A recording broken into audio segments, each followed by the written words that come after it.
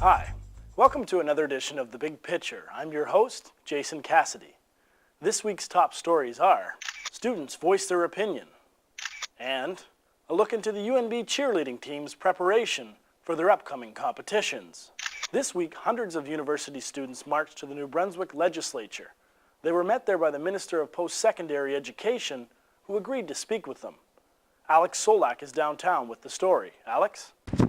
Thanks, Jason. I'm here in Fredericton, New Brunswick, where earlier this week, almost 200 students from the University of New Brunswick and St. Thomas University marched from their campuses down here to the legislature building.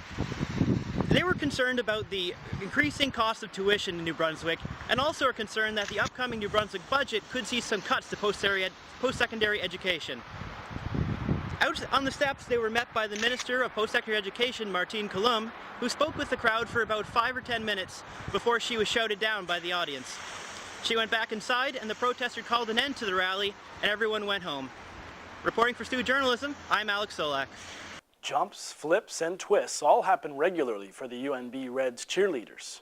One of our reporters went to scout out the team's preparation for what promises to be a season of highs and lows.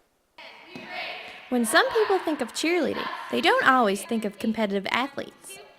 The UNB Sioux Reds cheerleading team have been competing for the past 8 years. They are now in their 2011 competition season.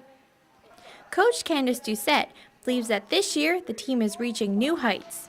To one competition so far. It was in St. John. It was the ECS Showdown competition. It was a 2-day competition, and we did well our first day, but we have a lot of new people on the team, so they didn't really know what it was like to compete, but they got a sense for it for the first day, and we managed to increase our score by 30 points, which is a lot, by our second day. And on our second day, we managed to get the third highest score in the competition.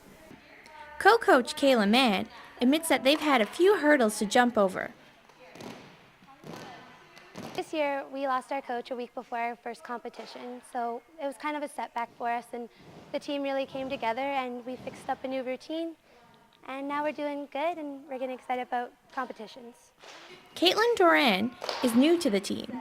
She thinks that cheerleading is a very physical sport that requires a lot of hard work.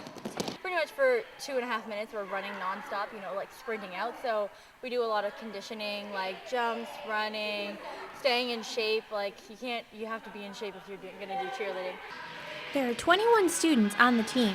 Their major competition is called Cheer Expo, and it is held on March 25th in Halifax. For the New Brunswick Beacon, I'm Crystal Klein. Thanks for tuning in to this edition of The Big Picture. We'll see you in a few weeks.